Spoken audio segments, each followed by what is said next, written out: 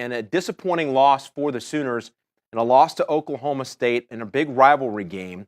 Trae Young was huge in that game, as he has been throughout the year. Scoring's not the problem for him, 48 points, but there are some other problems and holes in his game that are starting to be discovered. And you look at some of the splits here, before and after halftime in conference play this season, Tim, it looks like Young's scoring has gone up in the second half at the cost of distributing the ball. The Sooner point guard is also turning the ball over almost at the same rate he's recording assists. Our Oklahoma insider spoke about Trae Young's turnover problem.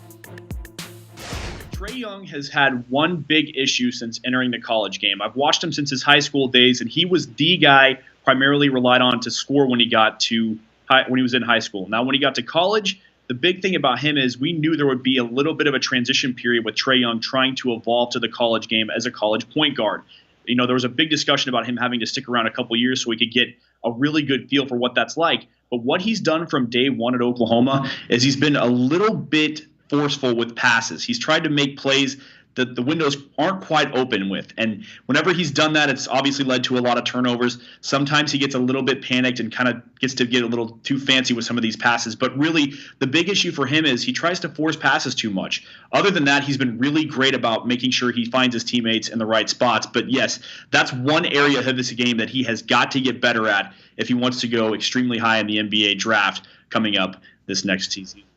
All right, Dylan, thanks very much. So forcing passes, that's what Dylan sees. What do you see as the big problem right now for Trae? Yeah, that's probably it. Just when you look at the sheer numbers, that's what's really going to jump off the page. You know, if this was in the 80s or the 90s, I would say, well, I question his size and his strength at only 6'2".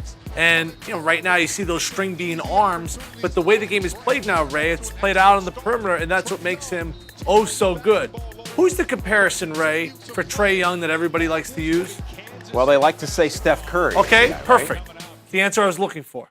Steph Curry in his first college game against Eastern Michigan had 9 turnovers. In the first half, he had 13 in the first game that he ever played against Eastern Michigan. How did he follow that up? Well, the next night he went out and had 30 against Michigan. So I love the comparisons. I think Trae Young is Steph Curry 2.0. And if you're Lon Kruger, you look at the rest of that roster, and I'll put the ball in Trae Young's hands every single time and let him go out there and make those decisions. He is so much fun to watch. I have not paid to watch somebody play basketball since I was a teenager.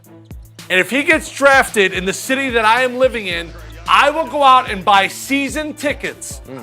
What I'm talking about right now is the Chicago Bulls. Will he fall to that spot? Because I think NBA GMs are going to be scared to draft him because of his size. And when you look at DeAndre Ayton, when you look at Marvin Bagley, Luka Doncic, all guys who look like NBA players. But if you had to go out and redraft Steph Curry's draft again, even though James Harden was in it, even though Blake Griffin was in it, you would take Steph Curry number 1. You should take Trae Young number 1. There, hear it. Trae Young.